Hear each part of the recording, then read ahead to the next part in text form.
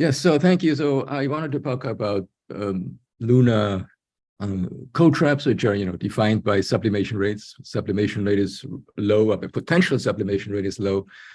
We call it a cold trap. Otherwise, it's not a cold trap. And I really want to talk about how time variability can be incorporated to make more accurate maps of cold traps, which we just finished for the North Polar regions, as well as sort of changes on a billion-year timescales, which are due to the Cassini state transition in the lunar evolution. And this is joint work with Luca Rufu and Jean-Pierre Williams. So there's a lot of diviner data, and one can sort it into diurnal and seasonal bin, and places which are very cold, such as the L-cross impact site in Cabeus. The seasonal variations are actually big. So that's the seasonal variations of a draconic year, which is 347 days or so. And so as a result of that, the maximum temperatures, the peak temperatures, are really just reached for a short time during a draconic year. So the two plots of temperature and sublimation rate for CO2, and I picked CO2 here because the effect is particularly dramatic for CO2. So the time average sublimation rate is lower by 2 orders of magnitude than a peak sublimation rate, right? And so judged by time average sublimation rate, the L-cross impact site really is or was a CO2 cold trap, and indeed CO2 was found there. And so what we, using this time averages and organizing this diviner data in this way allows us to make more accurate maps of cold traps. Now this is for H2O. So we did this for the southern polar region a few years ago. We just finished it for the North Polar regions. These maps are now available on the diviner website, just put there last week. So the H2O cold traps are about 28% larger if they're judged by time averaged rate rather than a peak rate.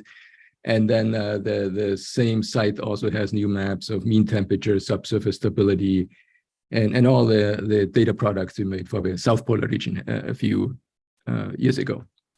What we also did is we use the diviner temperatures to derive a Frommer model. So for each of over 5 million pixels, we solve a heat equation, and that information one can use to make predictions on subsurface ice stability and so on. And so these maps are also online now for the northern polar region.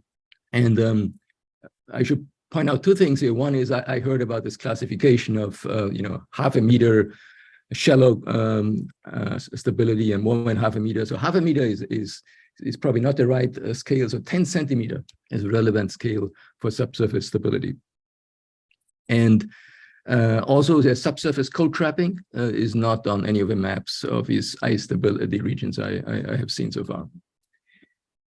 Now, the other topic, which is of course that the cold traps are not as old as the moon, and the PSRs are not as old as the moon.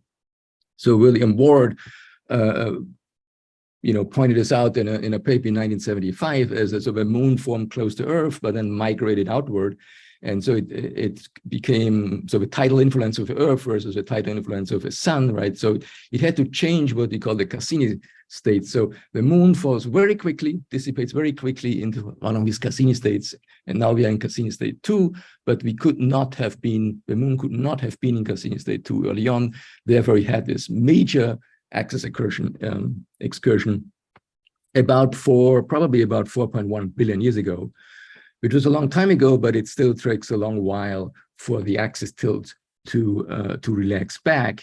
And so, if we currently, the sun rises at 1.5 degrees on the North Pole, up to 1.5 degrees on the North Pole, it rose 3 degrees, twice as high, not so long ago.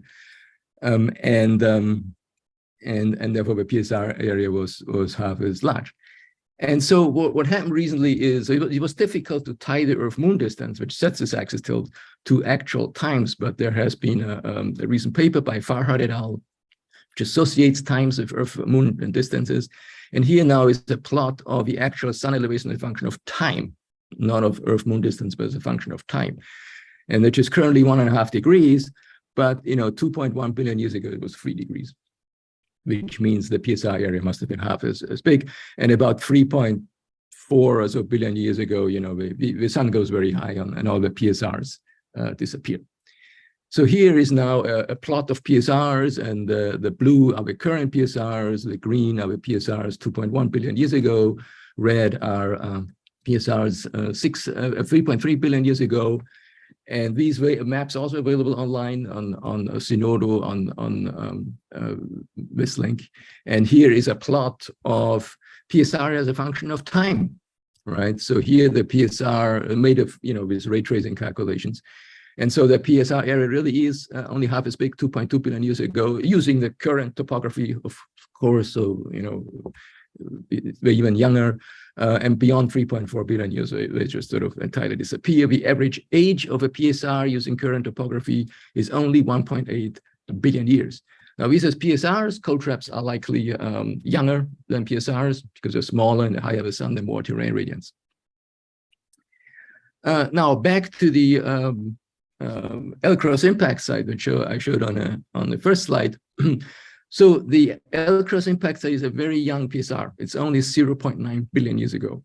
So that means whatever volatiles were found there, which includes water and CO2, must have accumulated there in this recent time period during a Copernican. So in some ways, that's good news because even the young PSRs have some volatiles, but the older the PSRs, the more water is expected to have. And the water delivery, the sources of water were, really early on the moon, volcanic eruptions and impacts are orders of magnitudes higher than the last billion years. But even so, there's some water. So conclusions.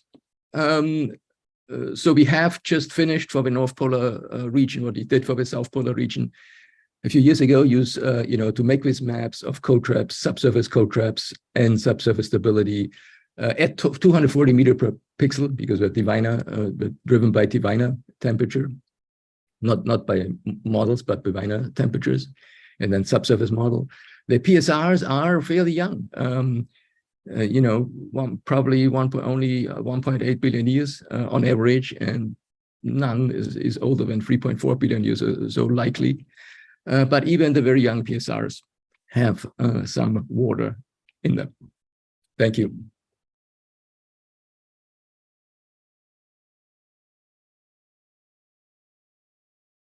Perfect. Again, we have some time for questions for Norbert, if anybody has any. We have one from in the room. Parvati Prem, APL. Hi, Norbert. So how does this timeline relate to any potential polar wander? Like, do we have any idea when that might have occurred? Well, I see that Matt is sitting right next to you. Well, I gather with the Cassini's transition at 4.1 billion years ago that, the polar wander also happened most likely early, right? So the later it is, the less likely it is there was any significant polar wander. So, yes, so it's probably a much bigger, so it is a much bigger effect than a polar wanderer likely is.